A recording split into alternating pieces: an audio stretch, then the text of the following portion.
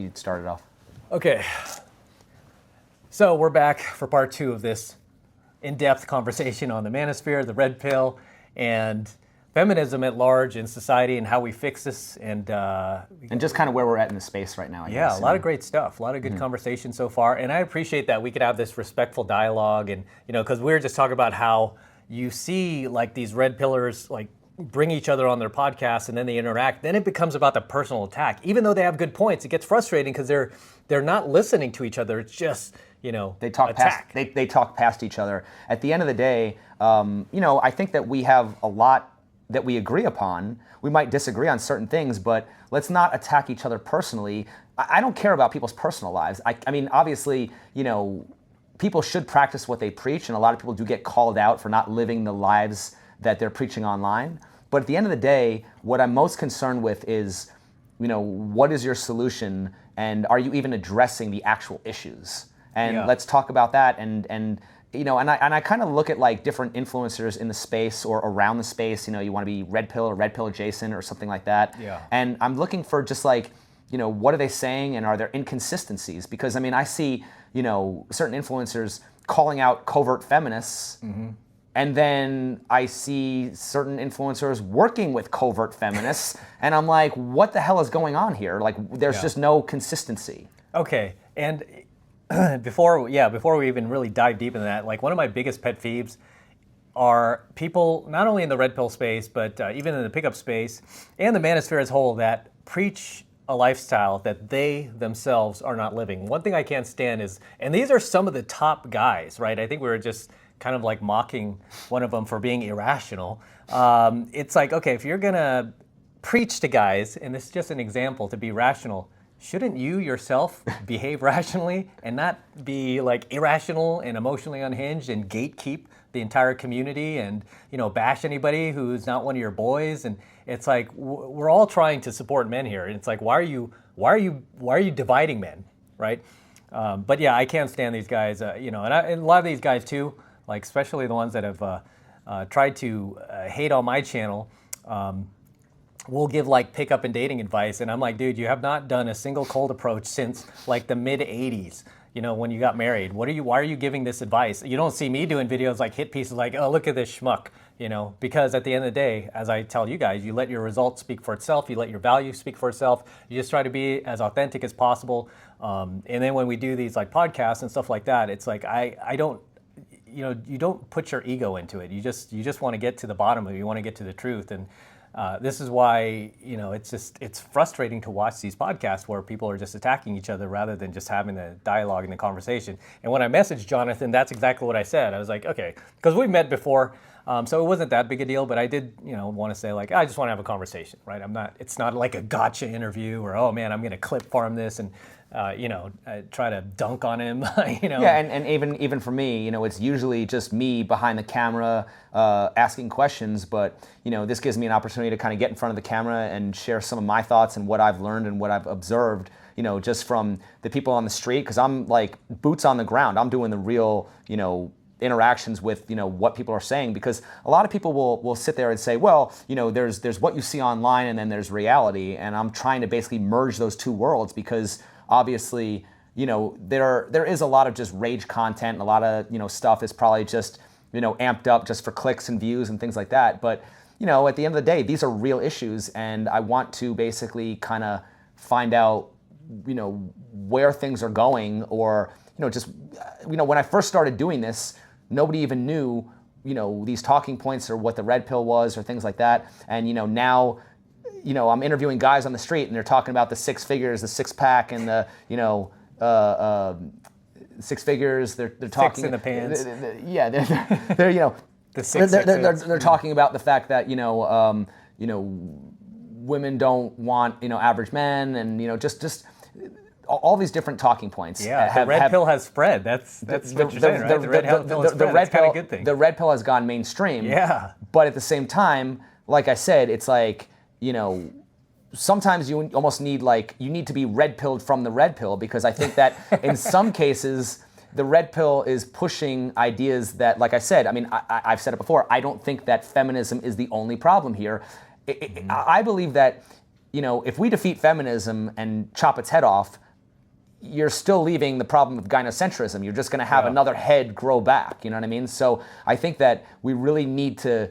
I mean, look, some people believe that. I think you even said like gynocentrism is something that is baked into our instinct, our evolution, and isn't going to go away. But then again, like I said, it's like because everything's about protecting the survival of the women and the children. So that's the way it's been since the beginning of time, right? We just protect the women and children, and that ensures that humanity continues on. But I do think, like I said, if we go back and we look at in history, there was checks and balances on female nature. And so, like I said, sure. I mean, if you go by, certain podcasts and certain narratives, the solution is we need to restore a biblical patriarchy, which, how do you feel about that? The people who, you know what I mean? Because there's the red pill solution, and then everyone says, oh, we need to go back to repeal the 19th. Yep. We need to basically have men in power, and that's, what do you think about patriarchy and restoring it?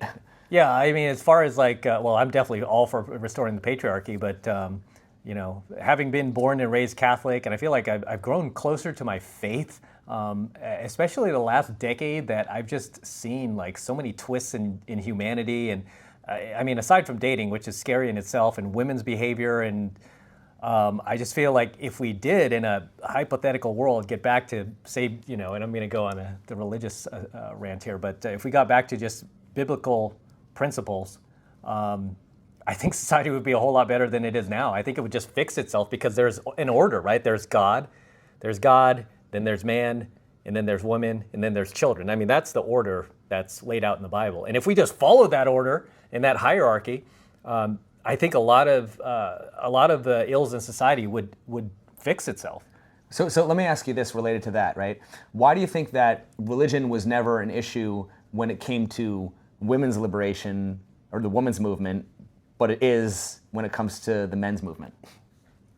Like, why has religion been injected into the men's movement, and what do you think is the connection? Because, like I said, was religion part of, back when, the 90s and 2000s when you were, in this, pickup community, and, you know what I mean? At some point, I think this, this almost like this tradcon hijacking kind of came in, and now they're basically, and I kind of almost see it as a problem, because it's like, okay, men are basically complaining about having harder lives and the way they're treated. At the same time, men want to keep themselves in these roles that are oppressing them. Like, why are they complaining about these double standards if they don't want to if they're okay having unequal relationships with women?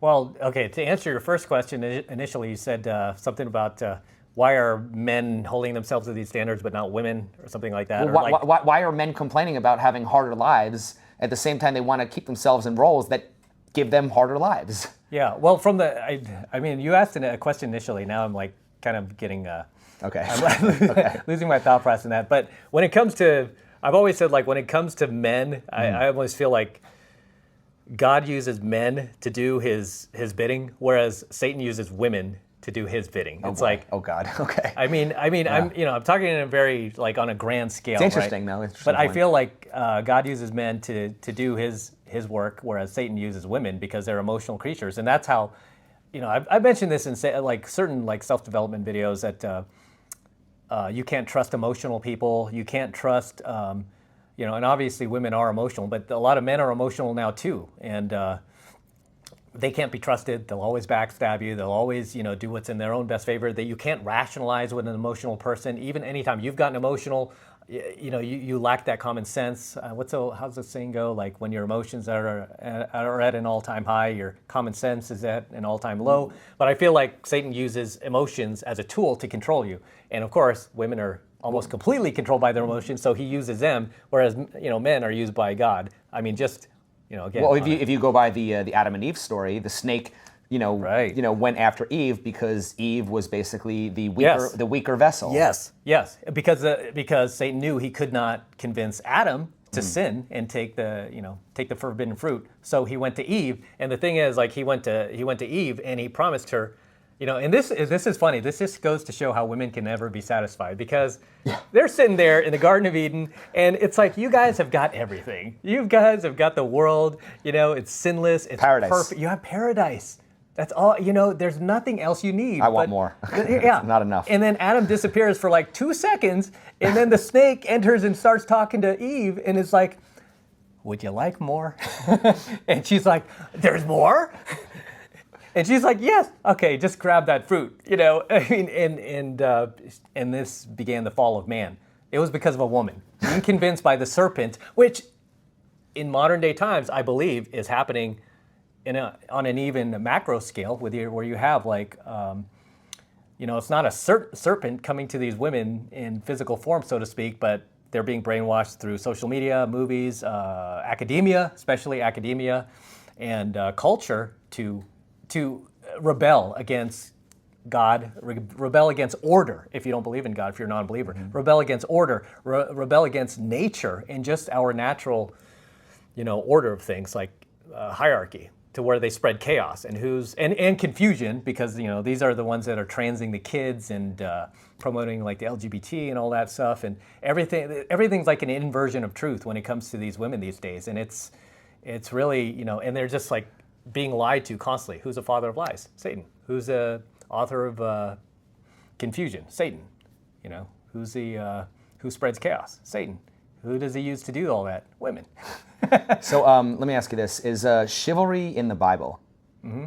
Would you say chivalry is in the Bible? To a certain degree, yeah. I mean, because it talks about like protecting the women and loving the women. It commands men to love women, but it doesn't command women to love men. Men should love women the way Christ loved the church, right? Yes. That's what I've heard. Yeah. Okay, so my question is, why do you think religious men are more likely? Okay, well, actually, no. If God created women to serve men, why are religious men more likely to practice chivalry where men serve women?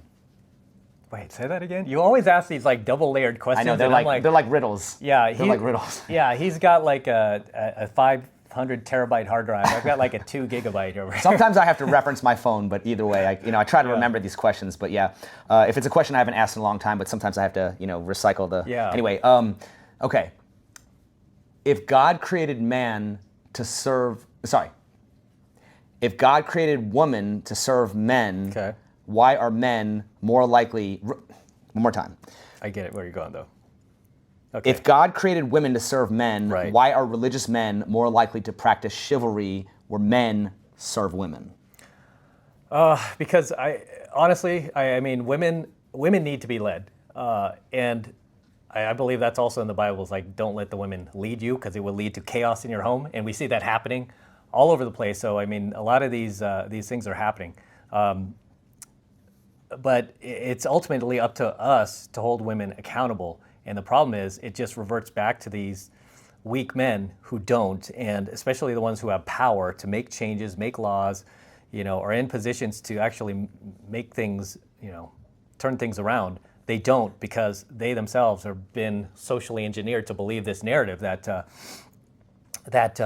you should follow the women. But is it truly holding women accountable when red pillars say women can't be held accountable because it's their female nature? Is that a contradiction there? I know that, yeah, it's common in our community where we say like accountability to women is like kryptonite, which is so true. It's so true. I think women have always been like this. I just don't think they have much accountability. I read a lot of philosophers from, Nietzsche, Arthur Schopenhauer, who's the other one? Aristotle. He had a lot of really red pill views on women. He was the most recent. Even George Orwell had. I heard the Bible's very red pill in a lot of ways too. It's very red pill. I always tell guys like that's the most red pill book you can absolutely read is the Holy Bible. Even if you're a non-believer, you'll be surprised. But it's interesting also when you think about all these different cultures, throughout the world and how they've handled women throughout history. Yeah. So. That's true. And it's funny that women get treated the best where people accept Jesus. I think there's a very interesting thing I wanted to bring up real quick. There's actually a ancient Greek play called Lysistrata. Have you ever heard of this? No. I guess the story behind it was that the women went on some type of sex strike to actually get the men to end one of the wars that they were fighting. Oh, wow. So even back then, even in ancient Greece, women, I mean, I don't know if it's actual history or if it's just a play. I think it's just a play. But either way, it's the idea that, it's like a 4B movement. You know what I mean? Back then, it was like women were basically using sex as a weapon to control men even back then. Yeah, and you bring up a good point because in the movie industry, because like if you see like most movies these days, I can't stand watching movies these days, especially after the year 2000. I always tell guys I like all my DVDs and all the movies I watch are like generally old. Like the last movie I was watching a few days ago was like Rebel Without a Cause with James Dean, 1955. Dude, you own a DeLorean, man. Come on. I know, and I own a DeLorean, dude. So that should tell you everything you need to know. But even the movies in like the 70s and 80s, I see hints of feminism where they're promoting single motherhood and broken families. So even in those movies, but they weren't as bad. But my point is, in the 60s, and you'll know this as a film major, we had something called the Hays Code. You know the Hays Code? Are you familiar with that? Wait, maybe. I don't know. Okay, so the Hays Code, before there was the MPAA rating, like where it was like rated R, rated PG, rated, rated X, whatever, they had something in Hollywood called the Hays Code where if you are a filmmaker, you're a movie producer, or a television producer, you needed to abide by this code where you could not show like broken homes, criminals winning, like criminals defeating cops. You couldn't show like, especially religious figures. You couldn't shed them in a bad light. You had to promote moral, decent values because they knew that society are going to glom onto these like ideas in movies, and they're going to be like, hey, maybe I could do this, maybe I could do that. So we had the Hays Code all the way up until, ironically enough, around the time of the sexual liberation movement in the 60s, late 60s, where I think it was in 1968, they finally removed it. I think it was out of pressure. And that's when they went with the, instead they shifted over to the MPAA rating where it's like, okay, this movie's rated PG, that movie's rated R, this one's R13, this one's X, but before that we had a decency code where you could not produce movies like that in movies, for movies on the big screen or on television. And this kept society pretty much in line. And you notice like our values, our respect for each other, the way we treated each other, our social etiquette. Watch any of these like old interviews on YouTube of people just being interviewed on the street even. They're just very well-spoken. They're very well-mannered. Even people you could tell that did not come from very civilized backgrounds. They might be from the South or something. They grew up in like a barn. Even they are very, very articulate in the way they just communicate.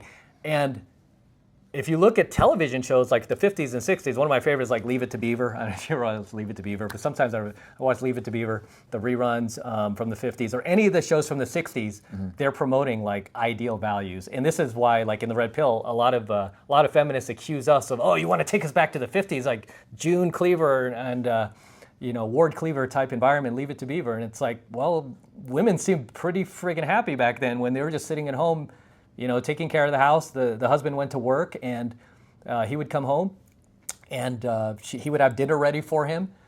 She would take care of the kids, and we all had our duties and our responsibilities, and women were happy, men were happy. I mean, no relationship's perfect. Feminism always wants to paint it as like women were suppressed and they were unhappy, but no, statistically, they were the happiest. And of course we want to go back to that time because now women are like the most miserable. They're on antidepressants. They're sleeping around with all sorts of like different men. Their morals have gone out the window. They're completely, a lot of women are just morally bankrupt these days. But I think a lot of it can be traced back to not only did feminism start, well, feminism like second wave feminism, right? Would that be more accurate? Like the 60s, the sexual liberation movement. That all happened around the late 60s, around the same time that the Hays Code was removed. And then the 70s happened. You see these like more like kind of like morally loose movies coming about, like promoting single motherhood. Like that would never happen in the 60s. Like a movie in the 60s, you can't find a movie promoting single motherhood, crime, drugs, alcohol abuse, broken families. No, that started to happen in the 70s once the Hays Code was removed. And the Hays Code, by the way, was implemented when the movie industry just began by a Jesuit priest, Catholic, and another guy who was a Catholic, like two very prominent Catholic figures in the, I want to say like the 1910s, 1920s. They implemented this code knowing that this tool of like motion picture, as they called it back in the day, could be used to socially engineer society into degeneracy. And that's what happened.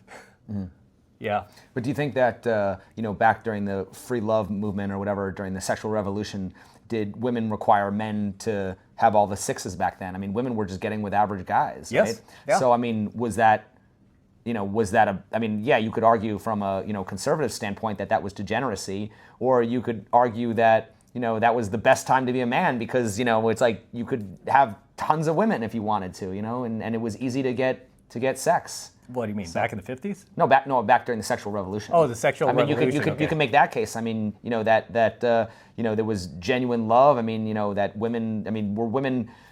Where was all the hypergamy then? You know what I mean? It's like women were getting with just average guys for just random hookups. I mean, what is the difference? Actually, what's the difference between the free love movement of the 1960s and the hookup culture we see today? If you had to, explain the difference there. I mean, the 60s were the beginning of something new for women where they felt like, wow, I think that was the first point in history where women felt like they could do whatever they wanted and not be held accountable and not be shamed for it. And also, they didn't have to worry about pregnancy because the birth control pill and stuff, right? Around that time? Birth control pill. That liberated women sexually. Because back in the day, if you got pregnant and you were still like saying, and you didn't have a man or you didn't have a husband, you got pregnant, I mean, that was like massively shunned. Like people were like, your family was shamed, your relatives were shamed.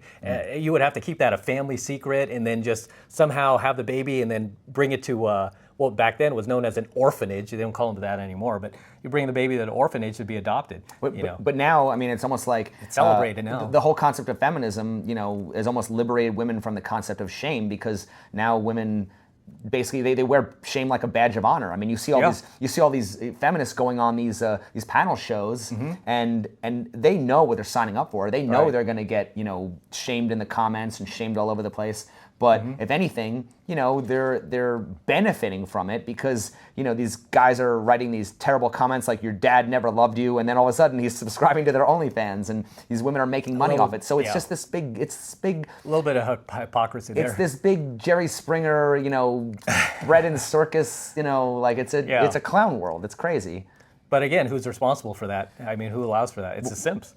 Well, okay, but here's the other thing. I could always revert back to the simps for letting that happen. But at the same time, okay, so I did this episode, and maybe you'll have a controversial take on it and stuff, but do you think that average men are almost like forced to simp in order to get their needs met, in order to fulfill their sexual needs or the, to satisfy their loneliness? They think that they need to simp, but that simping, no matter if you're a low value guy or a high status guy, because I've seen high status guys, I've had these type of students come into my programs that had everything. They were good looking, tall, rich, money, got with a girl, and the woman still treated them as if they were like a bartender or something, or like a janitor, because the guy didn't value himself. And it's like, okay, when you demonstrate these low-value behaviors, especially the one-itis, where you feel like, okay, this is the only girl, and I feel like we've all made that mistake. I've made that mistake. I always talk about like my ex from 2006. Like that was the last incident I had where I really prioritized my girlfriend over like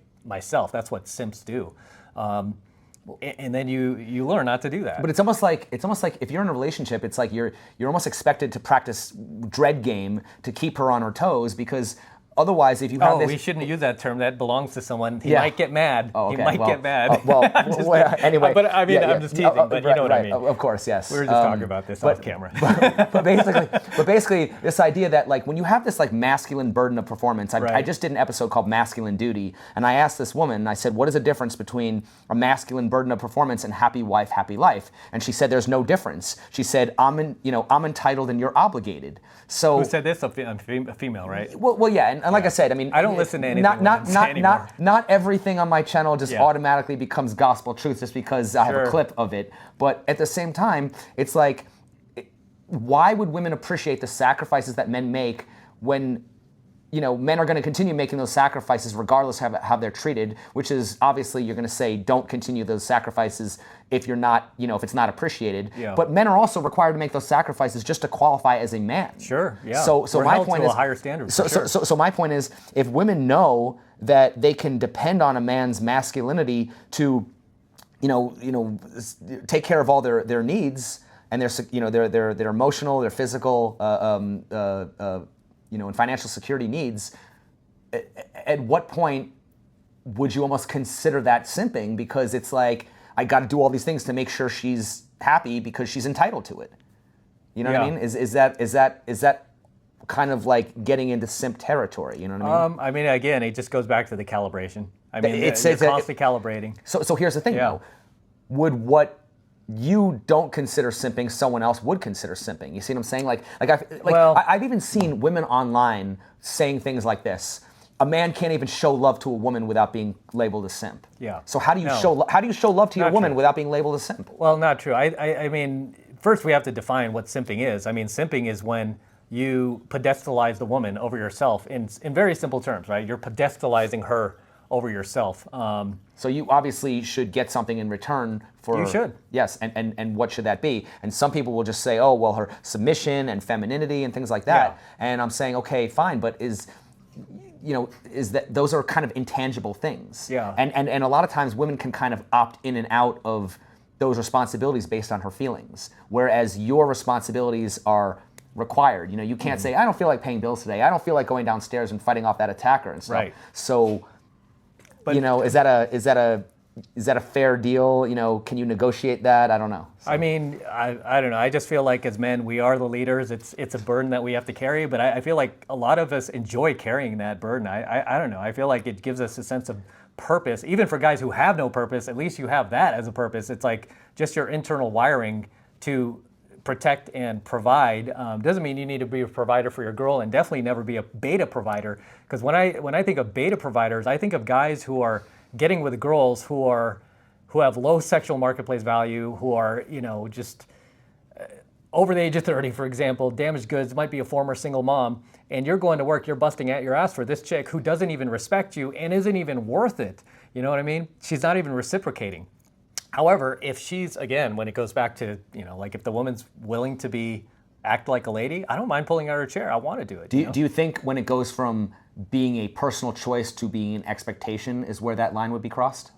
Yes. Matt Cross? No, yeah. When I know, nice pun. But when it's an expectation, screw off. I mean, I don't like that. I don't like that when because that's when the entitlement is formed. Oh yeah. When they just expect, and usually the expectations come with demands. No.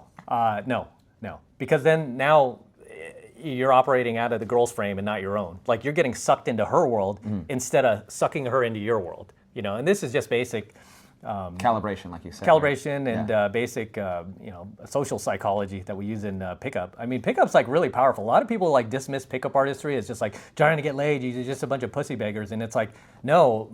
A lot of guys, including the student I met with last night, he got himself a 6-figure job, just got himself like a $10,000 bonus to his company, and he's like, I want to credit sales, but he goes, I learned these techniques through your pickup program. And I'm not just plugging my program, but you don't have to get into it. But I'm just saying, like he was like, I owe this to your pickup program because he's like, these skills like transfer onto other parts of your life. And I was like, I told you, I've always been good with like sales personally, and I noticed the correlation between pickup artistry and sales, but also just. When it comes to sales and like being an effective salesperson, it doesn't mean you're like trying to scam someone or push them into something they don't want, but it just means communicating the value of that product and going, hey, this is how it can help you. And this is why I never personally, when I wasn't working in corporate America, I never wanted to work for companies where I did not believe in the product, because I'm like, I don't think I can ethically sell that, and just be genuine. I feel like I would have to lie and scam, and I don't want to do that. It's like I want to sell a program that I believe in. The key to any successful relationship is always going to come down to communication. And so at the very least, just working on your communication skills, whether it's with women, whether it's with other men, that is something that can only benefit you as far as I see it.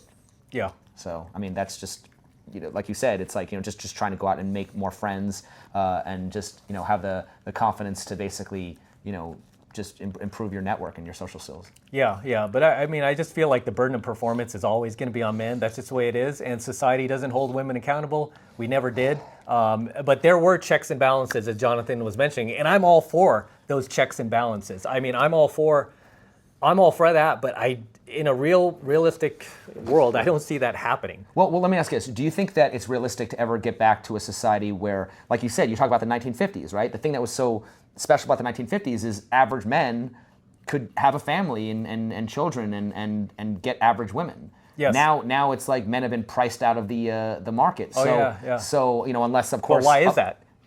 Social media, dating apps. right? Primarily. Well. Here's the thing too. If there was no social media and dating apps, I don't think we would be living in this hoflation era we are now. I've heard some criticism about that. People tend to, in my opinion, they tend to overuse social media and dating apps as the scapegoat. Because, but it is though. It's not the scapegoat. Well, here's some of the counterpoints to that, which, like I said, we can debate that. But it's like there are plenty. I mean, you can have great conversations with people on Discord or on just other platforms. I think if women genuinely wanted to connect with men, the dating apps wouldn't necessarily be a problem. They would just connect with those men. Here's a better way of putting it. Okay, if you and I have an argument over the phone, do you blame the phone or do you blame the people and for what they're saying on the phone? Well, that's kind of like an apples to orange argument. Well, the only reason I'm asking is because it's kind of like social media is just a tool. It's just a platform. I think. Right. Now it's kind of. But then again, like AI robots, AI girlfriends can also be considered a tool. Just to but it's a tool that would change the landscape of the dating market. Whereas, like, I believe that will bring balance back to things. Well, and granted, I think that did social media It obviously definitely fuels narcissism, especially in women. Yeah.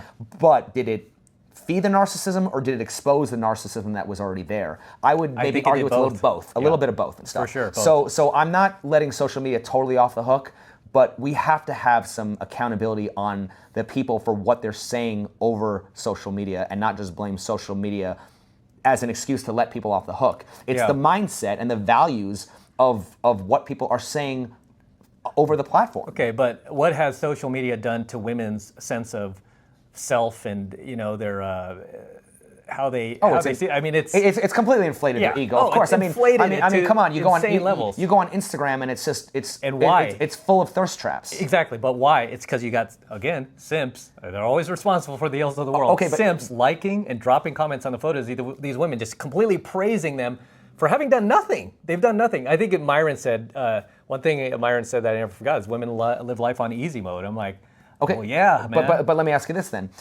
If we admit that women live life on easy mode, is that the same thing as inversely saying that men are being oppressed?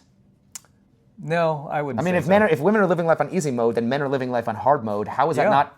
Why are we not willing to admit that men are being violated and victims of this culture and this society? But we've always, that's the thing. When did we not live life on hard mode? Because if we go back to those caveman days, we were in hard mode because it was like, go kill a lion, go kill an elephant or die. Apparently we weren't living on hard mode in the 50s because your average man could get an average woman, unlike today. Yeah, but we still had to provide for the woman, the family, and everything else. Okay, fine. Even if you want to make that argument, fine. But at least the price was reasonable. Oh yeah. All I'm saying is the price of everything was reasonable. All I'm saying is, if we've always lived on hard mode, to certain degrees. If we've always lived on hard mode, why are we even complaining about hoflation? Yeah, but like with everything, I mean, what is it? Murphy's Law. What comes up must come down. I really believe that. The women have had it so good in the dating marketplace now for at least the last 15, 20 years maybe, since social media, since dating apps. But something is going to turn, something is going to break. Right now we're in a dating bubble. We're like in a dating bubble where it's going to burst. And I know he doesn't agree with me, but I really believe these AI bots are going to it's going to be a game changer. How soon? I would never get one. Yeah. How soon do you think that's going to happen? I made the prediction on my channel by 2035. It's going to completely flip on its lid in the next 10 years. And I mean, and this is something that does not help me and my business, like taking guys out and teaching them pickup and selling them courses. It's not going to help me because they're going to be like, same thing. Why do I need to get in your course, Em? If I could just get myself this AI girlfriend, it'll be like at least half of the dudes will drop off, and then I'll probably like half that will be like me and like, oh, that's creepy. I just want to pick up real women. So. It's not going to completely annihilate the situation for as far as the dating market goes and like women having good. It's not going to completely flip things upside down, but at least they're going to lose at least like half of the amount of attention and validation and ego inflation that they're getting right now. Hoflation is definitely going to come down, like the price of eggs. It's just going to start dropping. But I mean, aren't there other things that we can do in addition to the AI girlfriends to maybe help lower the price of hoflation? I think that's going to be a byproduct of it. That's going to happen because guys are going to have love, companionship, sex. Right. But this bot that looks like a great looking girl, it's not going to be 5'2" and 170 pounds overweight. That is just going to cater to them. But my point is, my beef with some of the manosphere is the fact that so much of the prescription is telling men to step up, level up, and pay a higher price instead of changing the laws, changing the culture to lower the price. I want the price of sex, relationships, intimacy, whatever you want to call it, is just way, way too high. I agree with you. And like I said, there's so many men who would just choose to stay single, or they choose to stay home and play video games and watch OnlyFans, then go out and can constantly get abused and get ripped off. Yeah. And then we're shaming the men, and it's like, well, what do you expect? You know, nobody wants to get ripped off here. You know what I mean? So something else. I don't think it just has to just be AI bots. I think that there are other things that can influence the price of hoflation. Yeah, I think that one's going to be a big one. But I really believe that from there it's going to be a snowball effect downhill instead of uphill, like we've been going for the last. I made a joke about this. I said, telling men to wait for AI girlfriends is almost like telling starving vegetarians to wait for lab-grown beef. Yeah, I mean, I think this technology is going to progress a lot faster than we think. I mean, so I don't know. I've talked on my channel, like I'm a heavy investor in AI and quantum computing and robotics, and I've said that like the most millionaires are going to be made in the next decade in the stock market than ever before. And I think after that after the next decade, once we get through AI, which is already gone mainstream, quantum computing is next, and then robotics. That's where you're going to see the explosion of like robot butlers, AI girlfriend robots. They're going to look as human as you want to, guys. I mean, personally, like if I had an AI, like a mechanical butler, I would just want him to look like a robot. I don't want him looking like a person. I would get so like creeped out. I just look like a metal robot to me. But guys are going to gravitate towards these AI girlfriends, and then that really, I think that's going to put a big scare into the dating market, like feminism in itself, because guys are no longer, especially the biggest supporters of feminism are these hardcore like male feminists, these like cucks, these simps. Those are going to be the first guys to line up for one of these AI girlfriends.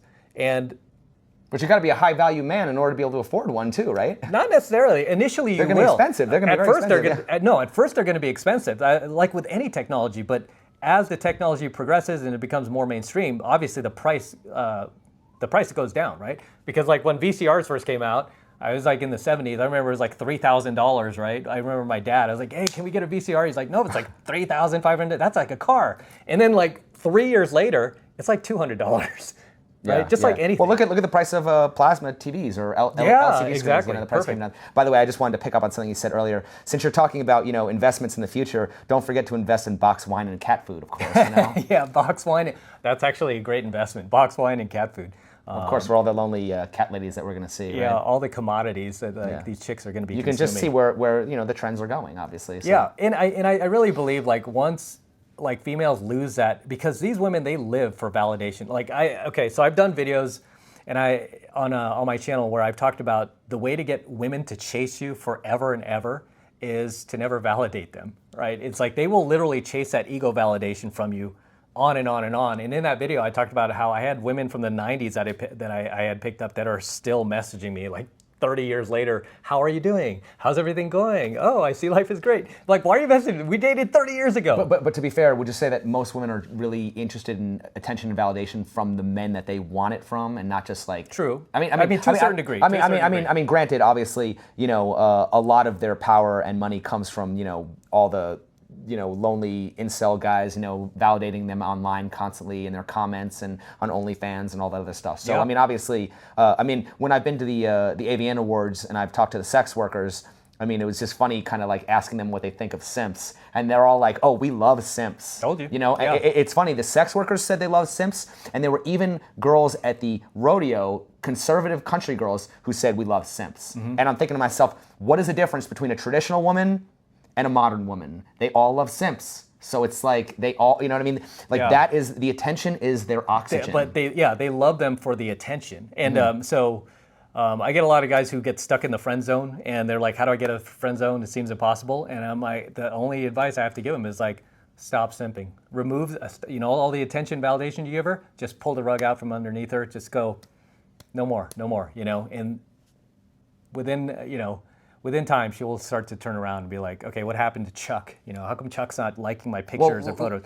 And she'll start thinking about you. And the more a woman thinks about you, the more you occupy her thoughts, the more she becomes invested in you. Once again, right, so that's where I was going. She has to be invested in you not initially. Well, okay, so how much investment do you think is worth making in a woman before, you can expect to either see some type of reciprocation or, or some kind of investment back into you before you just said, okay, this is too much and I need to stop because it's simping? Depends on the woman. I mean, I think it just has calibration, to be calibration. Right? Juice has to be worth the squeeze. Like I always tell guys, like if it's just some like decent looking girl, you're not really that into her. You just think she's attractive. I wouldn't put that effort into her. But if it's a woman that you're like, wow, she's, there's. Every once in a while, you meet a girl where you're like, wow, there's something about this girl. You feel like a chemistry and and physically you're attracted to her. Like everything's hitting, right? All the boxes are checking. And for a girl like that, yeah, it's worth playing the long game sometimes. And sometimes you do. I've gotten some girlfriends like that. I played the long game. I'm like, okay, initially she was like not receptive, but then I kept working on her and then she became receptive. But I'm saying like, whether it's, mild level of interest or you got, like you're really into this girl, why should that matter? Why shouldn't you just take them all on coffee dates? You know what I mean? Like, why should you do more just because you have more interest in a woman? Does that mean there's more incentive? Like, yeah, she's more attractive. She might be more aligned with your values. She might be cooler, nicer. I mean, yeah, you might connect more. Well, it's just funny because there was that viral tweet that was going around where the woman said, "I don't accept the Cheesecake Factory on a first date" or something like that. Oh, it was at the black chick, and the guy picked her up. Yeah, and and then he dumped her. Yeah, and then good for him, by the way. Good for him. And you were also talking about that one. Like there was that other story about that woman who said, like, I'm a hardcore feminist, and then once the man was kind of like doing all these masculine things, she could just feel the feminism evaporating out of her body and stuff. Yeah, that was an approach I did at Saddle Ranch in Hollywood, where I approached these two girls, and they were like really standoffish, and like I almost felt like they knew me from my channel or something, but they were really testing me, and then I just held my frame, and after about like 10 or 15 minutes, I saw them softening up here and there, and they were like, okay, this guy's not going to budge. He can't be shamed. We can't guilt him into submission. So the only answer here is to start submitting to his frame. So isn't this really just all about men just learning how to pass shit tests? Yes, that's what everything is. It's like a female, So let me ask you this. Okay, so I've asked this before. So obviously we know that there are different ways that women test men. How are some of the ways that men test women? We qualify them. That's probably the biggest way to test women, is to qualify them. Like when you see a particularly attractive woman is like an 8, 9, or a 10, right? Like a woman, she gets a lot of attention from guys, right? She gets complimented the second she steps out of her front door. Immediately, you're beautiful, you're gorgeous, oh my God, you're a goddess, on and on and on. But when you meet her, what I teach these guys to do is like when she's that attractive, just kind of like an like a canned opener I like to use and teach students is when you talk to a woman with that type of beauty, that high level of beauty, you say, okay, what are 3 things about yourself, but they can't be about your looks? What are 3 things about yourself that would make somebody want to get to know you, but they can't be about your looks? Because I know you get complimented a lot, hey, you got a lot of these guys under your thumb, but not all of us are going to fall under your little beautiful woman spell here.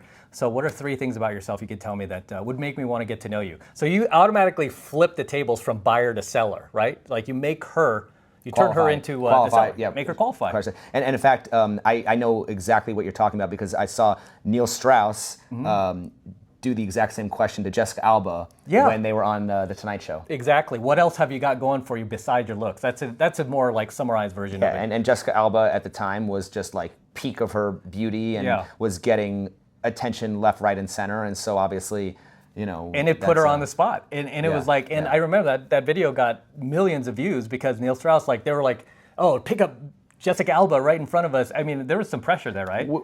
I would even say, in some ways, not to kind of like toot my own horn, but it's almost like I almost see like my interviews a little bit, game sometimes, because I'm challenging these women and asking them questions and putting them on the spot and saying, okay, now defend this stuff. You know what I mean? But most guys would not do that. Most guys would not put her in that position. Yeah, and that's the thing. It's like, I've developed just by, like when you talk about, doing game and doing approaches, I mean, I've gotten to the point where just by, doing interviews, I have a sense of purpose. Like I could go in and just talk to a group of women and not feel intimidated in any way. And just, I mean, you've seen me do it on my channel. I've cooked groups of women, and it's just like back and forth. It's beautiful. And you know, I'm not losing my composure. I'm basically just you're holding your frame. I'm holding my frame, and it's just funny to watch. And it's like, you know, you just kind of get into this mode, and it's just funny because, you know, I don't know. I just, but in a way, yeah, it's kind of that. I'm just challenging them, and they don't see it coming. They're not even aware of the fact that they're literally just.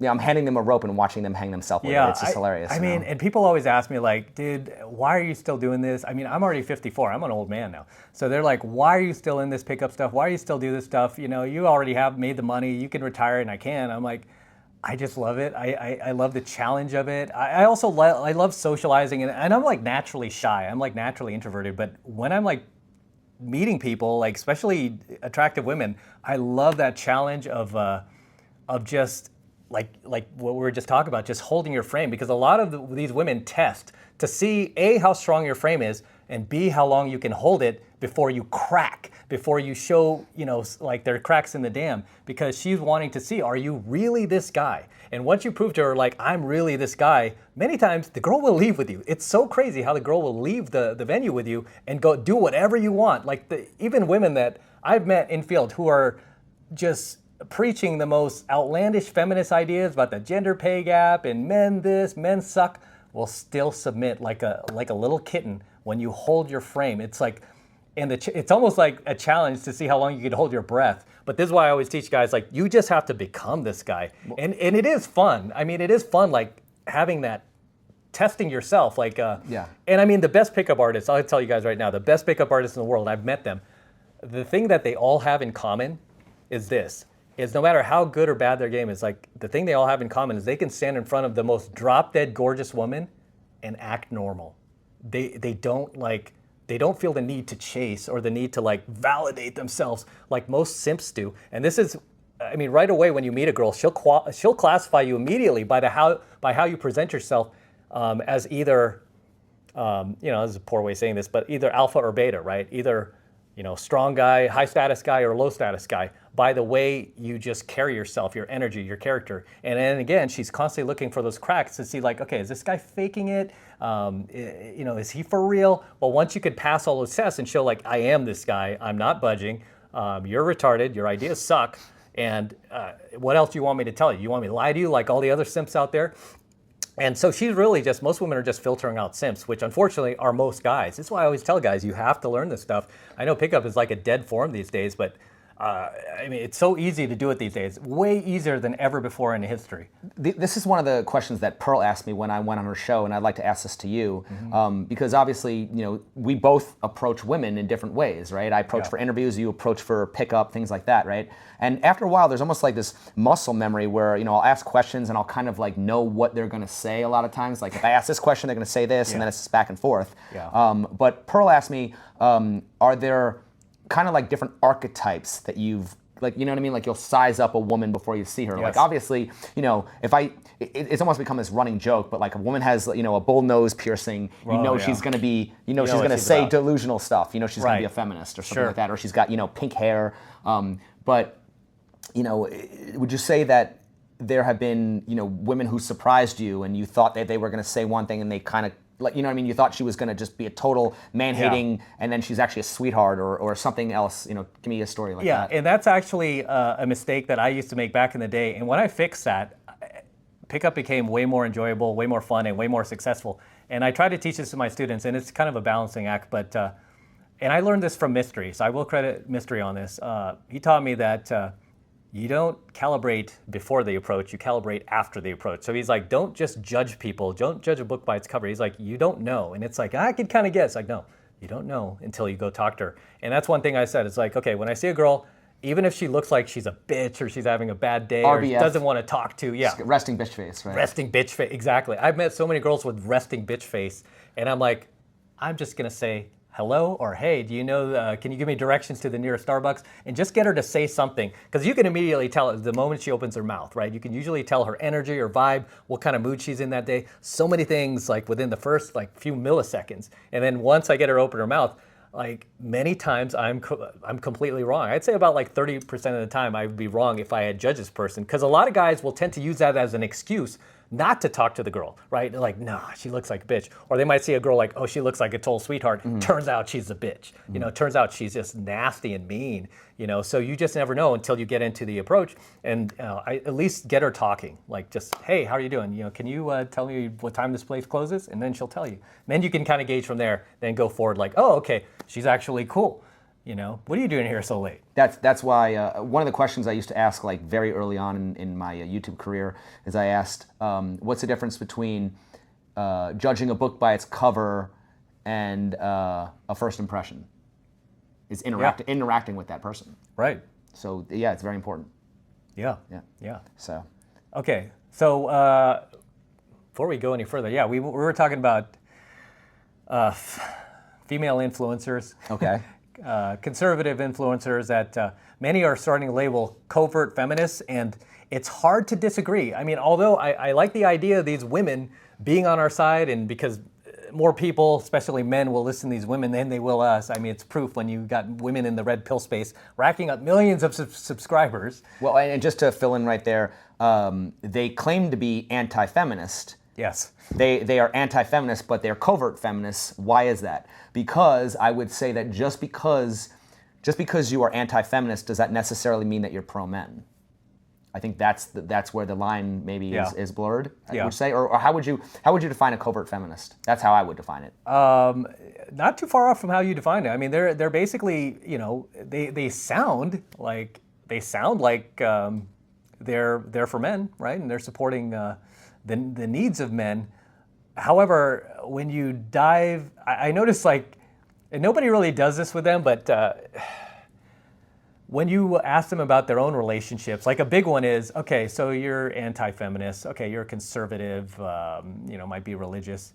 Okay, do you submit to your man? Right. It always. I mean, that's an easy question. It always comes down like, to what? Whoa, what does that mean? They have all these expectations of men. A man should do this. A man should do that. And then when you flip it around and you say, okay, and what is a woman's duty? What is the woman supposed to do? The crickets. You get nothing and stuff. So that's kind of. Oh yeah, and I think we were talking about Candace Owens, and I do like Candace. I love watching her podcast. I think she does a lot of phenomenal work, and she makes so many key points. I was kind of sad that she left the political world because I thought she was a great debater. I thought she just was always on point. She was like my favorite conservative like debater because she didn't hold back. There was no political correctness there. But where I saw like the covert feminists, I don't know even if you want to call it that, but when I raised an eyebrow and I realized like doesn't matter if they're on the right or left, guys, like these women are all part of the sisterhood, was when Tom Brady's ex-wife Giselle was going through the divorce, or she was filing a divorce from Tom, and her excuse was because she wanted Tom to retire and he still wanted to play like another year, try to win another Super Bowl. And I'm like, okay, you guys have been married 2 decades. What's the problem with what's one more season, right? Back up your man. That's what you're supposed to do, is back up your man, especially when you're dating somebody high value like Tom Brady. It's like at the top tier of high value guys, up there with like Elon Musk and, you know, all the other top figures. But Candace, I was very surprised. She did a take on it, and she sided with Giselle. And she was like, you know what, Tom? You know, you got to put your woman over your family. It's like, wait, Tom leads this household, not her, you know, and she sided with Giselle, and then it turns out later, like Giselle was cheating on, well, from what it looks like, I mean, I'm not making accusations. It looked to me like she was cheating on him the whole time with the jiu-jitsu instructor, because now she's having his baby. But I didn't see any reflection, update from Candace on that. And what I find very kind of questionable is there's a lot of red pillars who will collaborate and work with these covert feminists, but they don't challenge them directly when they're in their physical presence. You know? Yeah, I mean, I haven't done anything with any any of these conservative females yet. They don't like, I don't collaborate with them, but I know exactly who you're talking about and what you're talking about. But yeah, they should, you know, if they bring them on. And it doesn't mean that they have to like, you know. What they do is they get together and they say, oh, well, you know, I'm a red pillar and you're a tradcon and we both are anti-feminist. And it's like, okay, but you're not calling out the covert feminism in the tradcon that you're platforming. So there's some shadiness going on there. A little bit of hypocrisy, right? A little bit of hypocrisy that needs to be kind of looked into a little bit more.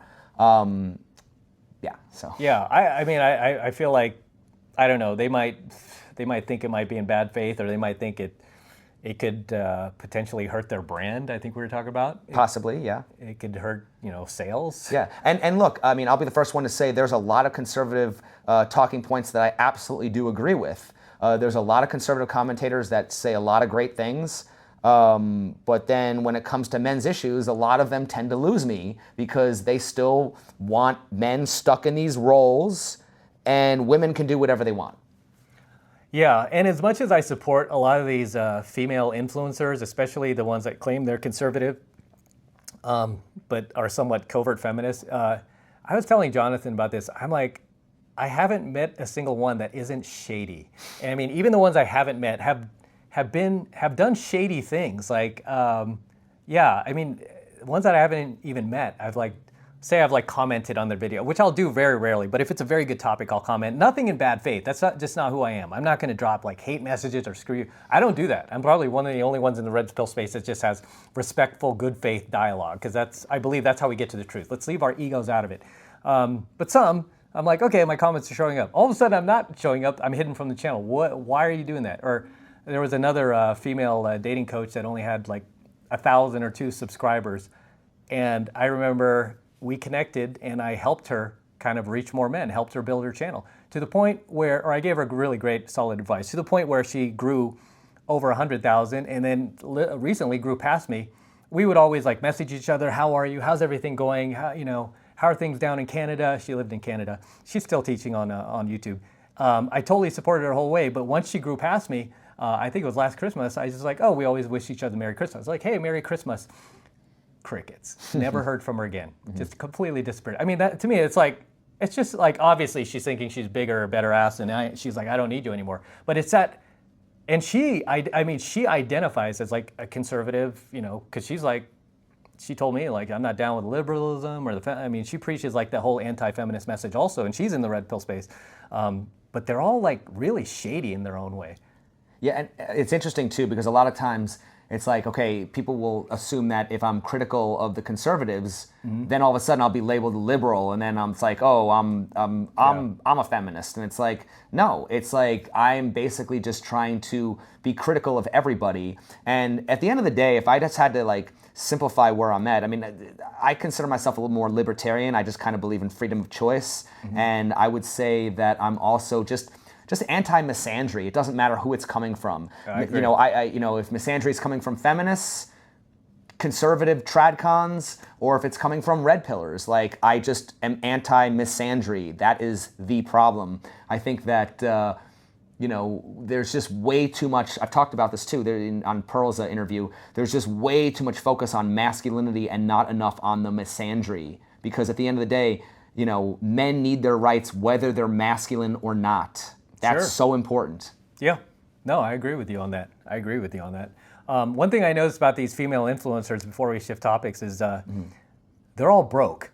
I mean, not Megyn Kelly, or I'm not talking about Candace or anything. They're all doing fine. But I'm just talking about like in our immediate red pill space, a lot of these girls, I'm like, what do you do with your money? And I just did a video on my channel about how women are drowning in debt, how they're just terrible with money. They don't know how to save. They don't know how to invest. They just spend like drunken sailors. How much is your dowry? How much is your dowry? So women used to bring more to the table when they weren't working, and they bring less to the table now that they are working. Make it make sense. I can't. I mean, it doesn't make sense. And I mean, even in that video I did about women drowning in debt, I mentioned a friend of mine that is a female. She's making like 130 or 140,000 a year in her little corporate job, and she's always in debt. I'm like, what do you guys do with your money? And so when I see these female YouTubers, I see them have like hundreds of thousands of subscribers, if not millions of subscribers, and then they're filming in their late 1990s Toyota or something. I'm like, what is going on, man? Yeah. And then I've heard like a couple of them ask like, how on earth did Matt Cross get his Lamborghini? I have way more subscribers than him. I'm like, I know how to invest. I know how to save. It's things like that. So, okay, so yeah. What else have we got? Any other topics? Yeah. you think I of? don't know. I think we covered a whole lot, man. I think we Yeah. I think we covered pretty much all of it. But so you just basically want to see, like the changes in the red pill. What would you say like are the top 3 changes you want to see in the red pill? Or I mean, just in the manosphere as a whole, not just the red pill. Well, I mean, I'm just saying I've just gotten kind of like red pill fatigue. I think that we've just gotten so much repeat, content over and over again, like, why dating is broken, why men are struggling, why women are delusional. And it's like, okay, well, like where do we go from here? What are the solutions? And I think, sometimes in order to look forward, we have to look back and, and say, okay, well, what was different about the way things were? And we always talk about the deregulated sexual marketplace, that I'm saying, okay, the reason that things used to work was because it was a regulated sexual marketplace. So let's look at what were the institutions that, you can't just sit here and say, okay, traditionalism is coming back when we don't have the infrastructure to support that. It was a very different time. The technology was different, the laws were different, all these different things. And so I don't know. I mean, I've interviewed people on the street and I asked them, I said, if you had to choose, would you rather women go back to the way they were before feminism, or would you rather see men liberated from their masculine duties? Because no, just go back to the way they were before feminism. Okay, fine, but at the same time, good luck trying to take away women's rights. I really don't know how that's going to happen. No, I'm just saying, like in an ideal world. But I mean, when you say like, and you brought this up on Pearl, like liberated from men's, like, what do you mean by that? Exactly? Well, when I said liberated from masculine duties, I'm not just basically saying that I believe that relationships have to be more, I mean, you could disagree, but I think relationships almost have to be 50-50 as the standard. Yeah. And then if you choose your roles, then you can choose to step up and do more as a man or do more as a woman or something like that. But I just think that the way it currently is, I want to see men be able to negotiate a better deal for themselves without just being shamed into a role. But here's the thing. I think men naturally want to take on the duties of that role regardless of the women. Like they would still want to be protector providers and still want to, take on all those masculine, like evolutionary male roles. However, the women do not.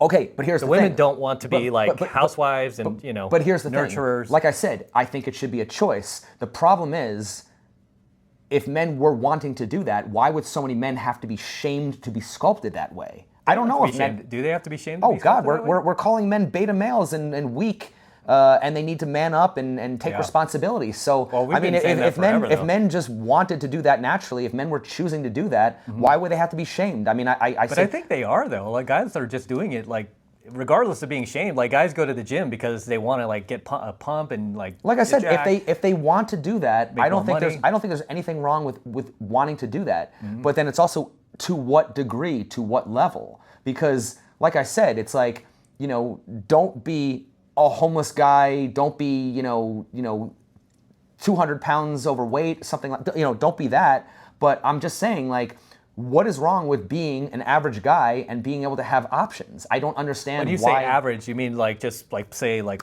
working a normal like 9-to-5 job and just yeah, or paycheck to paycheck. I mean, well, or even if you don't mean like slouching all day. No, of course not. Or even if you're slightly above average, okay? Even if you're slightly above, that's fair. But like I said, it's like you even mentioned that there are guys who have a pretty good resume and they still struggle. Oh yeah. And so I just think that it's gotten to the point where a lot of guys just don't they just decide to just check out. And it's unfortunate. I think that if we could kind of get back to some kind of normalcy, or at least I don't know, from our perspective, what we consider to be normal. Yeah. I just think that social media is here to stay. Traditionalism, I don't think is coming back. So. Really? I mean, Gen Z is the most like they're saying this is going to be the most traditional, like conservative generation of all time. But at the same time, I don't think it's actual traditionalism. I think it's a costume. I mean, the whole trad wife movement. It's like these people are just wearing a costume. I mean, you have I'm interviewing these women at the rodeo. I mean, look at the covert feminists. They're basically they're wearing a traditional they're wearing a traditional costume, but they still have the feminist program. I know. I saw that too. Like you're interviewing a girl with like a cowgirl hat. Yeah, cowboy hat. And women, some women just look so great. And I love that look. And then he's interviewing her. I'm like, wow, this chick's like pretty. And I'm watching and I'm listening to her. I'm like, yep. Like many of his videos, I'll watch and the girl's like really attractive, and I'm like, and then she says something like retarded, and I'm like, well, and then I asked. But that's just poor leadership from like men. I just feel I'm not just blaming men, but I'm just like I think she could be led. A lot of these women, especially if they're younger, they could be molded and they could be led. That's been my experience. Okay, so then we talk about the.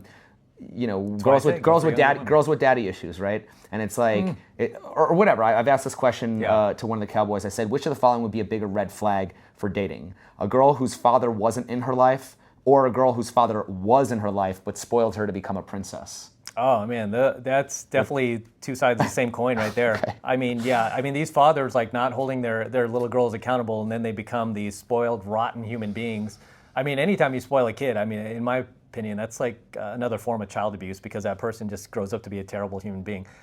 But they believe they're doing their daughter, a solid, because they're saying, "Hey, I'm teaching my girl what to expect out of a man," and setting her up for failure. Well, you look at the hypocrisy of just the fact that the way we raise boys versus girls. It's like we parents will. Is it hypocritical when parents advise their sons to avoid gold diggers while also advising their daughters to find a man who will take care of them? Say that again. Here goes his question. It's muscle memory. I know.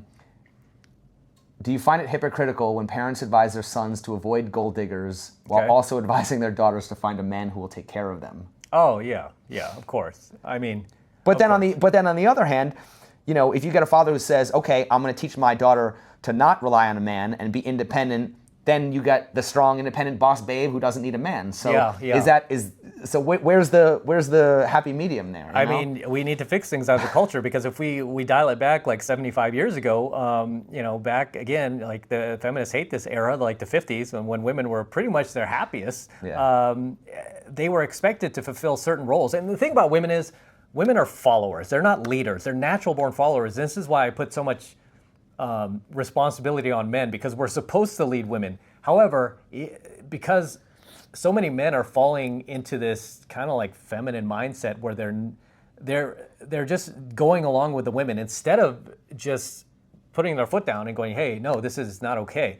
Because we could stop this tomorrow. But to be fair too, though, I mean, you've heard the expression responsibility without authority is slavery. Have you heard that? Responsibility, yeah. Well, that's the thing. Do you believe that men should have do you believe that men have the authority to do those things? Because I would argue that the authority has been taken away from men through the family court system. Think about it. If you're married to a woman, you can't put your foot down, because then that's why we say cheaper to keep her. I mean, it's like she can, if she's unhappy, she can basically leave, no fault, and you're stuck basically paying half. Yeah. So, I mean, when we talk about men having the authority, I mean, men are basically hostages within their own marriages. Yeah. So how do you expect men to be able to have the authority in relationships when women have, they're literally legally superior to you? Yeah, well, on a micro scale, with the courts and everything, like women are in charge, and, just that's the way the culture is now. Like on a macro scale, we would need to shift culture back. And again, what's impeding us are these guys who are in positions to not allow for this stuff, and they do, because they still feel like they need that like validation from women. They need love from women. They need acceptance from women. That's what validation is. And really, in the Red Pill, that's what we teach, is to go against that grain. And I believe we've had a big effect on media. Obviously, you're seeing a lot of these guys on the street, but I mean, on a macro scale, I believe that the more simps that wake up, the more that we'll regain control of things. And I really believe like the AI bots are going to have a big effect on this. And do you think that there's less simps now that the Red Pill has gone more mainstream?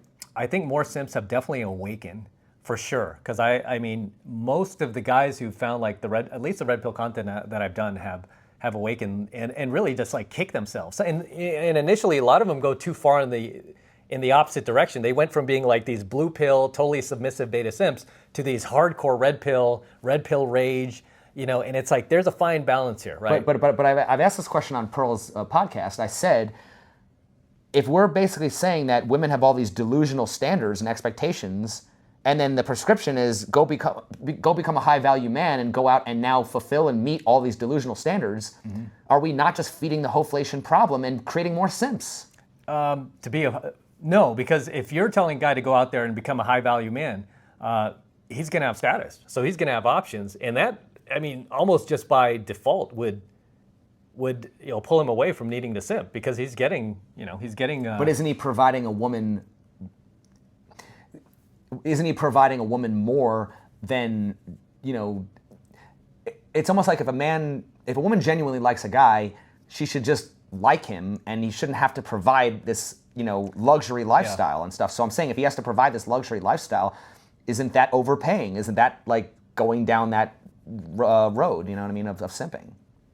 By providing her a luxury, I mean, I don't think that's I don't think that's everybody. I mean, I think that there's exceptions to that, because most guys don't have that type of like Jeff Bezos, money to provide that kind of stuff. Most of us are just like, yeah.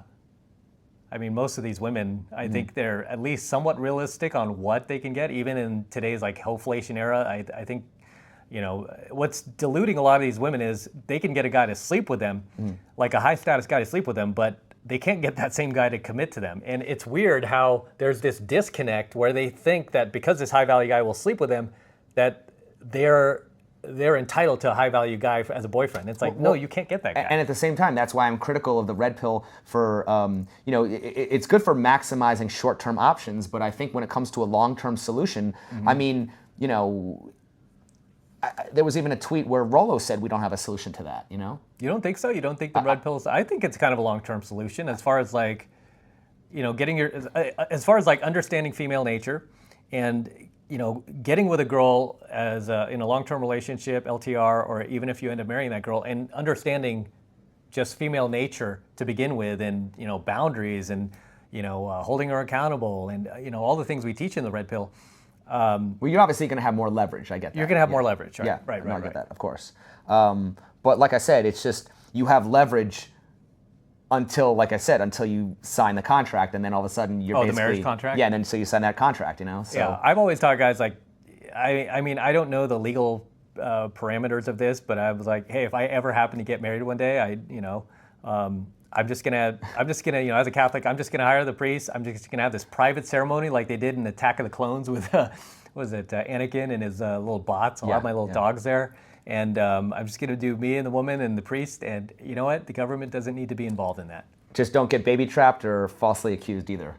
Oh yeah, that's a big one too. Yeah, you have to be like super careful about that. Yeah, but that's the thing. It's like we're trying to navigate this minefield where I'm saying, why don't we just remove the landmines, you know what I mean? Like, why do we spend so much time navigating the problem instead of just fixing the problem? That would be a long-term solution. I want actually, what I mean? If what landmines would you want to remove? And because... Oh, there's so many pitfalls for men, to fall in. There's just so many different problems. Divorce court, obviously, right? Custody rights. Yeah, but obviously, and that's the thing. I don't just talk about dating. I talk about the consent laws, things like that, So, oh, yeah. The whole Me Too thing, and remember when feminists were pushing like women can change your mind the next day after having sex and she could withdraw consent? I was like, are you, bro? That's I worry about people withdrawing consent after giving me an interview, Yeah. And it's like, okay, well, God, if you can't give consent while you're drunk, most most hookups happen under drunken conditions. Should we basically outlaw any type of sex,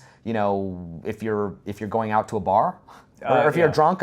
Look how many people drink wine and then go have sex. And it's like, okay, so should we just outlaw that because no one can give consent? But you notice how everything that revolves around everything we talk about and in the Red Pill space and all these podcasts are all about society removing responsibility and accountability from women, whether it's with sex, you name it. It's like no accountability whatsoever. Do whatever you want. You can live however you want. And what ends up happening is women have become liabilities. No matter what situation you're dealing with a woman, there's always a liability. And we want to get back to a point where women are an asset to our lives. The idea that everyone says a woman's supposed to bring you peace. Yeah. But based on the way things are, it's like a woman's only going to bring you chaos. unless you find that right woman. But at the same time, you have all these conservatives who are saying things like, well, you just need to marry the right woman. And I'm like, okay, well then, do you think any man would get married thinking he's marrying the wrong woman? Well, no, yeah, and I've And look always at these said, like, covert feminists. So like I said, women can wear a mask, look the part, and then all of a sudden they have that feminist programming, and it's not a matter. It's not a matter of what a woman will do; it's what she can do, because the laws are like a loaded gun that you're handing her and hoping she doesn't shoot you. Yeah, and you never know who you're marrying or who you're dating until it's ending. Then you get to see the real her. Or, in many cases, until you have the first like conflict where you have the first argument, that's where you really see like, okay, can I work with this person? Or can I not work with this person? That's your chance. That's your opportunity to cut it off. By the way, that's why you should go camping on like a road trip on like one of your first dates, because you need to be able to be in a stressful situation together and see how you handle that. Yeah. But I mean, as far as like dating goes, because I know like a lot of guys have gone black pill, a lot of guys have just sworn off women, and and I say this as like a red pill, and I teach red pill, and when I first started like really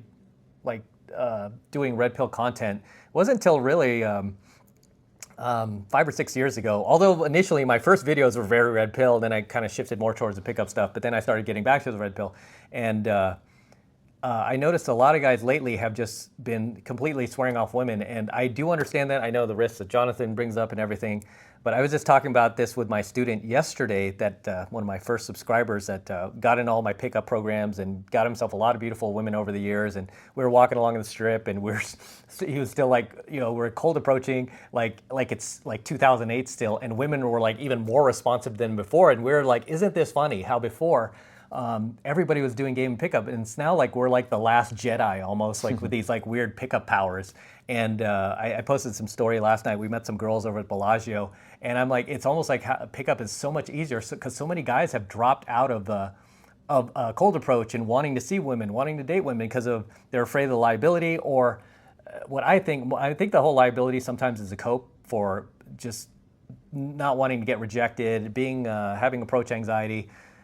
However, I was talking to him about the red pill, and he was like, the great thing about the red pill is it teaches you female nature. So when you are talking to these women, you're dating them, you understand what they're about, and you understand like how bad they can be at their worst, and also how good they can be, and where their limitations are as far as loving you, caring about you, and not buying into that Disney fantasy that there's these perfect little princesses.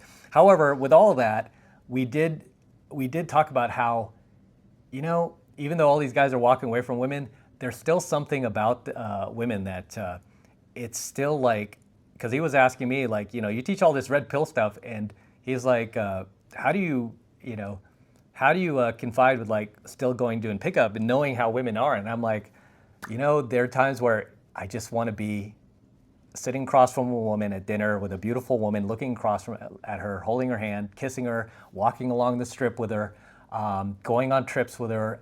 To me, that stuff is like, it's still fun. It's like still something that I feel like as humans, we're meant to be here together. Otherwise, God would have just put men here, would have just put women here. But it's like, no, we put us both here to be together. It's just right now, things are a little screwed up. But at the end of the day, there are still decent women out there. I'm not going to say they're like perfect or anything. None of us are.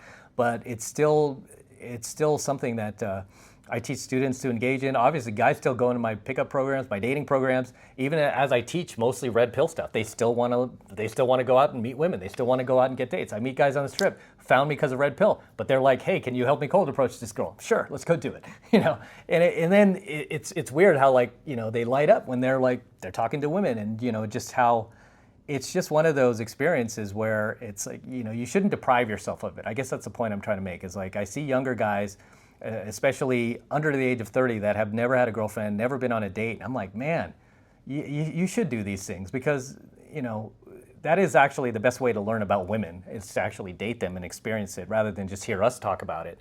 It's like to actually experience their the best parts of dating them and the worst parts of dating them. That's a lot of times also why you have to look at who the message is coming from. I mean, if the messenger is not living their message, you have to take it with a grain of salt, because because there's a lot of people who, like I said, they make all these statements, and it's like, well, where are the receipts? Show me the receipts. Yeah, the big thing is the receipts. So yeah, you have to have receipts for this. Yeah, unfortunately, like YouTube's not that friendly when it comes to in-field content anymore. They started banning channels. I don't know if you knew this. Back in 2019, they started banning like pickup channels, and I got flagged for something. They sent me a warning, and I was like, okay. And I started uploading to Instagram. Then Instagram started sending me messages, but I still have a few up there. I've always wondered, by the way, also because it's like, people talk about how YouTube will suppress certain content, and I've always wondered, and I get that, but at the same time, it's kind of odd to me because I've seen extremely successful conservative channels and extremely successful liberal channels on YouTube. Yeah. So does it have a political leaning, a political bias? Because I don't understand why certain voices would be more favored in the algorithm. What's your take on that? Well, I think when it comes to the conservative voices that have millions of subscribers, they have a lot of money behind them. So you think of like the Daily Wire, like a Michael Knowles, or Brett Cooper or Candace. Who's the other guy? Matt Walsh. Those and guys Shapiro. have Shapiro. Yeah, they're all with the Daily Wire, so they had a lot of funding behind them. Even so much so that when Candace broke off from them and Brett Cooper broke off from them, they were able to start new channels and get millions of subscribers because they had like so much force behind them. Whereas like if one of us got taken down, I don't think we'd recuperate that fast. Yeah. Yeah. I can see that. Yeah, but I still do feel like YouTube suppresses a lot of this type of content. Anything that involves truthism, it doesn't even matter if it's like red pill dating. I mean, if you talk about like climate change, if you talk about the moon landing, if you talk, which I think is bullshit, but if you talk about anything, like I mean, anything that includes a little Wikipedia article at the bottom, like during the COVID thing and the jab and all that, you were suppressed, right? And so, yeah, like you should have like 1 million subscribers by now. Yeah, it's kind of funny because a lot of people will clip my content, repost it. Some of them even tag me in it. A lot of people don't, but some people will tag me in it. And I mean, I have like one page of like 4 different shorts that have gotten like 65 million views. If you add up all the views, and I'm saying to myself like, and I go and I ask people, to check out my channel, things like that, and they're like, oh, I've seen your work, but they don't recognize me because my face is not attached to my material. And so I think that it's very important for me to kind of like just get more on camera and show my face because so many people have referenced my work or reposted it, and it just doesn't get the views, and or it just doesn't resonate me as the creator with the material. Yeah, I noticed that. Like you have to put a face to it because I was going to ask you because especially you film mostly in Vegas. Do you get recognized a lot on the Strip? Or when you're out in the casino? Or yes, because the Strip is kind of like my route. I'm just always up and down the Strip, and so. I just talk to people and say, hey, check out my stuff, check out my latest episode. People fist bump me. Yeah. It's just kind of like walking my, it's like the Strip is almost like my little movie set, and I'm just kind of hanging out on my little route. Right. But as far as, I think that, that people definitely know my voice. I think that, for a long time, I just kind of kept myself out of it because I wanted 2 reasons. Number one, I wasn't really sure how this was all going to go down. I mean, I thought that some people were going to be like, oh, if you're criticizing feminism, you're a misogynist, and you're banned from this place and that place. And there was a lot of canceling going on, and I just wasn't really sure what to expect. And this is before everything kind of went mainstream. Yeah. And then what ended up happening is I got to the point where I just figured, okay, I need to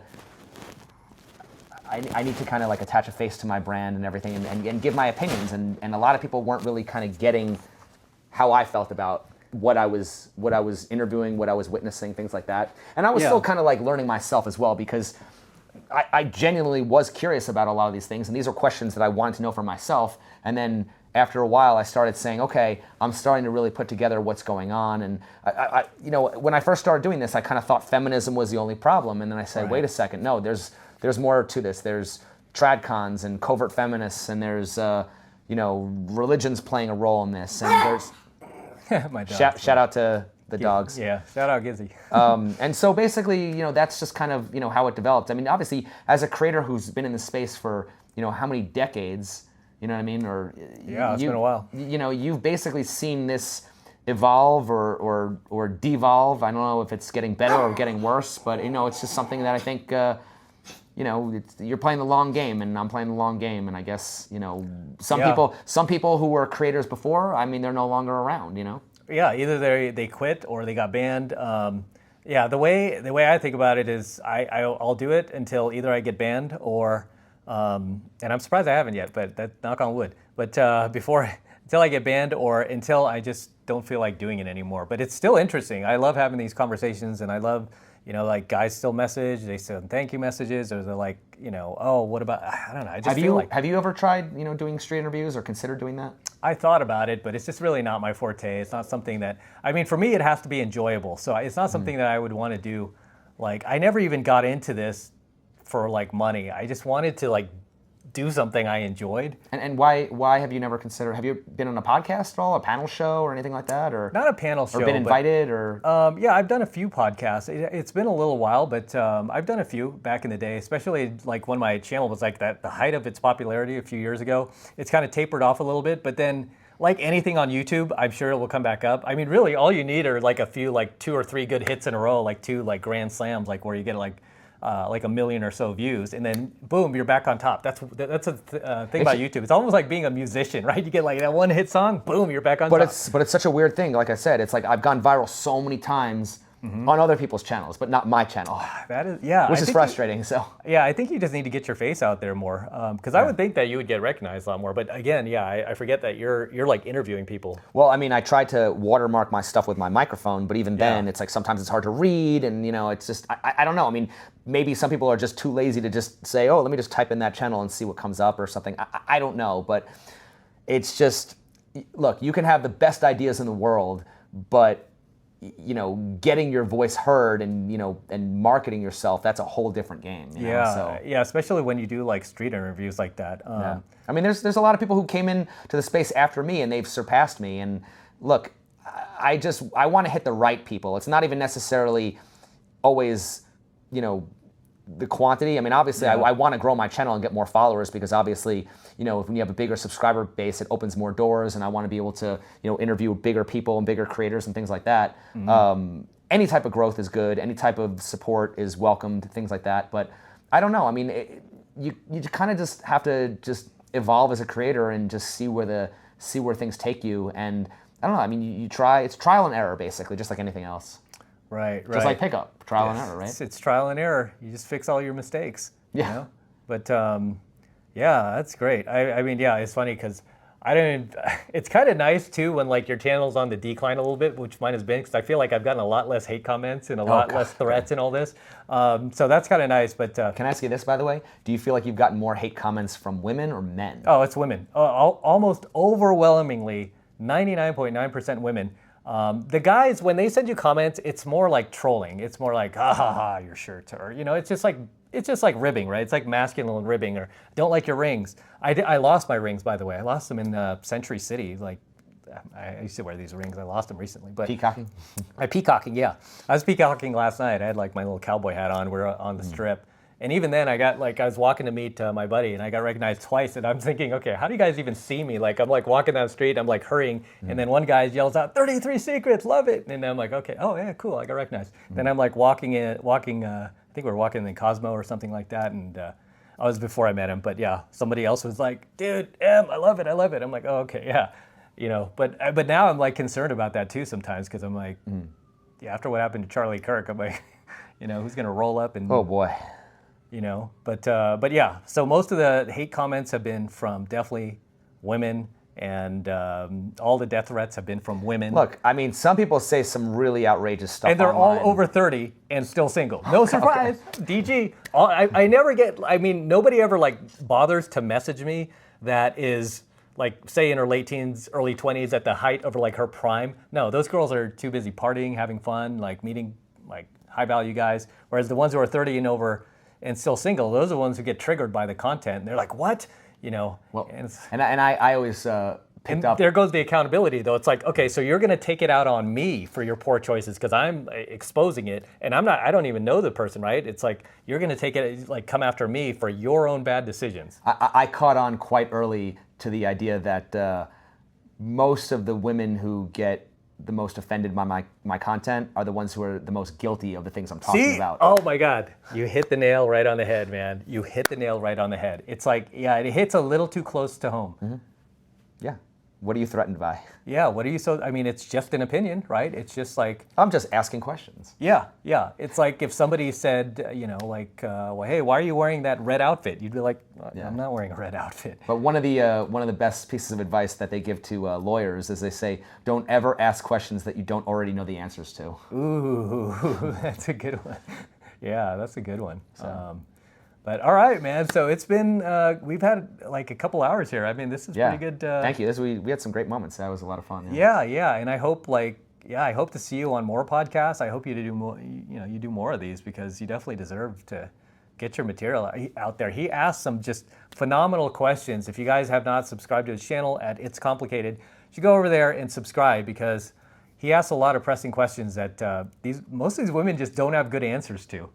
Yeah, and I just want people to just kind of see the content, and it just kind of speaks for itself. And so, you know what? One of my favorite questions that you asked is when you asked a girl, who's better at self-development, men or women? Oh, self-improvement. Or self-improvement. And then they'll almost unanimously go, women, of course. And then you go, okay, rate yourself on a scale of 1 to 10. It's 10. always a setup. 10's 10, man, I'm 10. You're like, oh, okay, so you're a 10, so there's no room for self-improvement. Yeah. And they're like, well, no, there is. Okay, then what are you, is there like a 20 out there? All of a sudden it's like the goalpost move. Yeah. I know, and the best part was it was a group of 3 women, and they all had the exact same answer. Like they're all 10?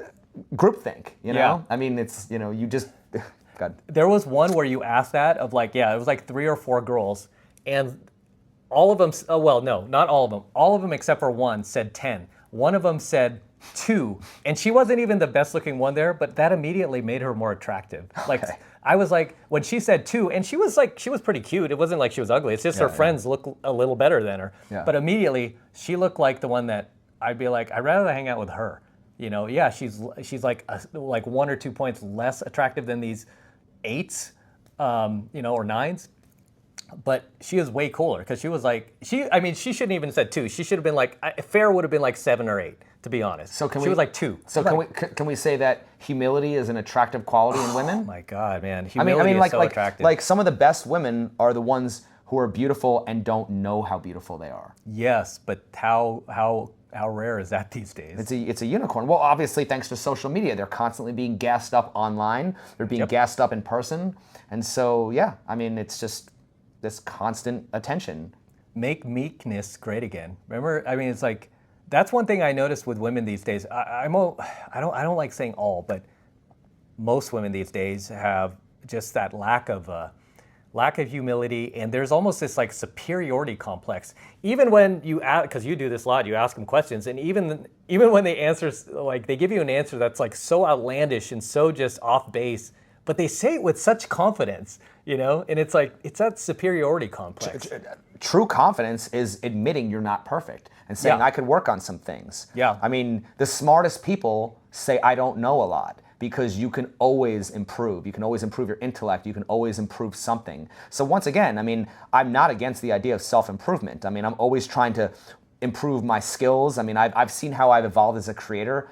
Mm-hmm. Self-improvement is very, very important. I just think that it's not the end-all, be-all, one-stop solution when it comes to men's issues, the way that it's often portrayed in the manosphere.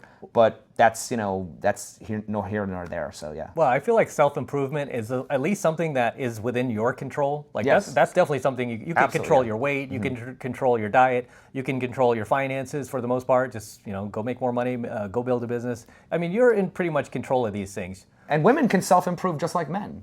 In fact, they should. There's a lot of things that women could work on. Yeah.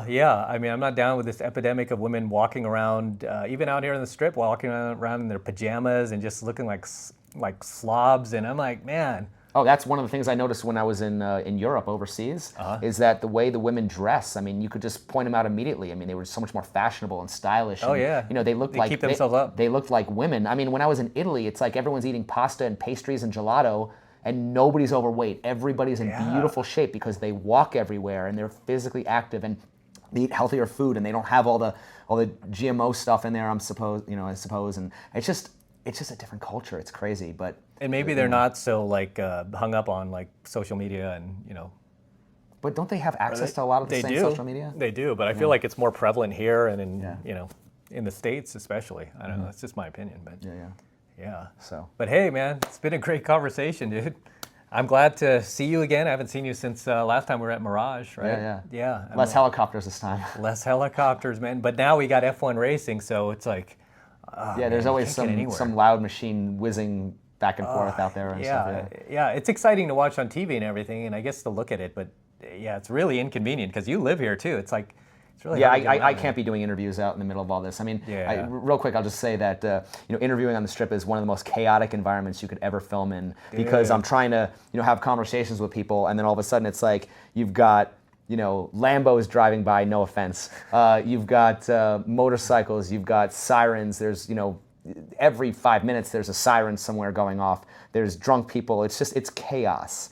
And a lot of times when I want to try to push back on people, all of a sudden we're interrupted and the flow is messed up and everything like that. But it's kept me on my toes, and it's forced me to kind of just be really kind of proactive when it comes to getting these interviews and clipping them up and just making it work. And it's a challenge, but it's made me a lot stronger as an interviewer. So sometimes, what's the expression? Necessity is the mother of invention. You do what you have to do in order to make things work. And whether that's as a creator or just in life, you do what you got to do to make it happen. Yeah, and I can imagine the pressure, like filming on the Strip, because we were just when we first started this interview, we were just walking from the casino, up here, to our filming environment here, and it's like even that was pretty chaotic. And it's like, okay, let's get to a quiet space because it's so distracting. You got people behind you photobombing, and I'm sure this just happens to you constantly when you're trying to film. You got there's so many drunk idiots on the Strip. Security, all sorts of stuff. That you're dealing with there. So yeah, that has definitely.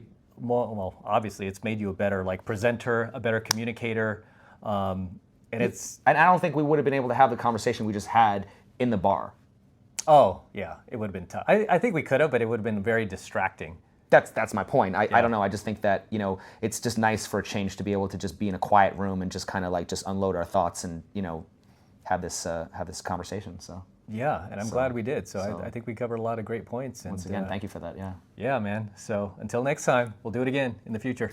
Thank you, guys. All right, I'm out. Subscribe to his channel. It's complicated. You're going to love his videos, and we'll catch you in the next one, dudes. 33 Secrets. Yeah.